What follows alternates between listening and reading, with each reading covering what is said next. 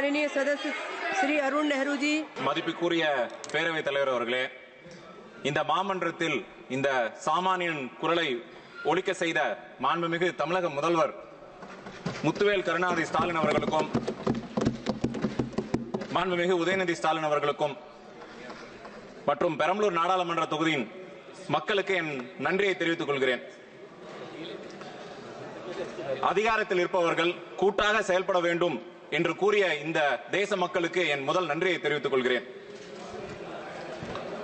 Madam, I'd like to start with something that's very fundamental to the constitution of this country, madam.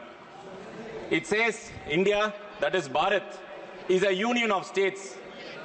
But today, after 10 years, in fact in the 11th year, we are in the question of saying what is the state of the union. We still don't know what is the state of the union. So India, that is Bharat, is actually a union of states. The states make up this country. And what the finance minister has done is ask us the question, what is the state of this union? Now, as my colleague has pointed out, we are missing on the collective wisdom of this house when senior members of the treasury benches are actually missing in action. When the opposition wants to bring attention of the various schemes and of the trouble and the problems of the people, we still, through you, madam, insist that the senior members be present when important bills like the finance bill is being discussed. So, what is this budget about, madam? It's actually primarily about misplaced priorities.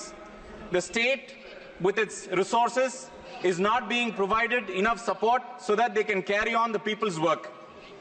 I will go point by point, madam. So, a lot has been talked about job creation, and the finance minister, honorable finance minister, has been forthcoming with providing training for youngsters. And now what she has failed to address is that the majority of the youth is not in the formal sector.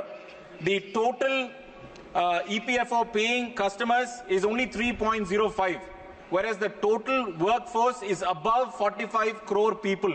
So what is being spoken about in the budget is less than 5% of the actual workforce. And the amount of companies, the formal companies actually paying EPF is actually much lesser than that.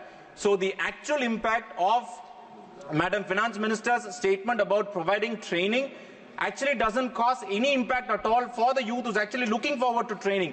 So I guess the government should take note of the informal economy and the need for training there. Very important three segments that constitute to everyday life of the populace: fertilizer, food, and education. So based on last year's numbers, the total allocation on fertilizer has been reduced by 13.5%, and food minus 3.1%, and education minus 2.2%. So government has many reasons to reduce, madam, but what I fail to understand is this. These three are the basic for any life to be lived upon in this country, on this planet. Now, when you reduce the allocation of the basic input that goes into life, how does the government expect the country to grow, madam? How does the country expect the country to have food on the plate of a common man and then work to pay taxes, which again is the next big topic, madam? But how can they pay with all the basic things reduced? I think the government should take proper care of actually allocating resources. Now, the very important segment, education. Now, the finance minister is going on about, and the education minister and the HRD minister have been going on about the resource allocation, and then the NEET issue, and saying that the central government is actually taking care of the people. What I fail to understand is very two important things. What the opposition is talking about is outcome, and what the treasury benches and the government is talking about is output. Now, let me go with an example, madam. So the central government says that they have brought about transparency and they have brought about equality in education, right? They might have talked only about the process. Yes, they have bought in the exam. Yes, they have gotten, QR codes to let students in. And yes, there are a lot of harassment issues before the student actually makes it to the exam. There's so many issues. That's the output. What we are talking about is the outcome. What does the outcome talk about? The outcome talks about a fair chance a common man in this country can get to make it to the medical exam and to serve the people of this country. They are not talking about outcome at all. They are only talking about output. The process is great. We are not talking about the process, but the process is unfair. So the point from the opposition benches is, don't try to justify an unfair system saying that it follows procedure. The procedure can be wrong, madam. Please listen to the opposition. Number of people from my constituency, in fact, in the honor of Anita, a student who should have been here with me, or a doctor in Tamil Nadu is missing because of the bad policies of this government. So please take note and please get the outcome right. Don't forget about the output. I'll also tell you an analogy, madam.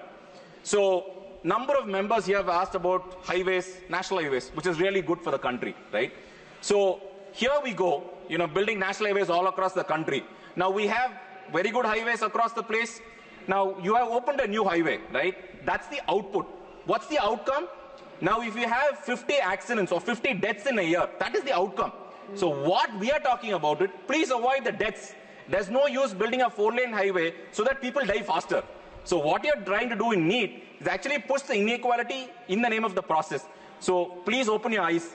There are people who are really suffering, and there's a lot of inequality in the system.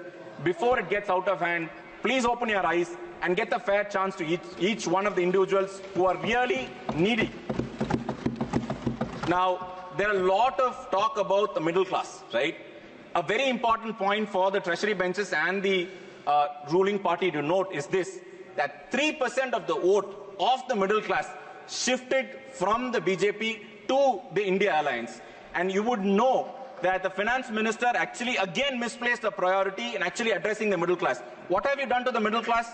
The middle class earns its when the salaried people, hardworking people, put their resources in two very important things, madam.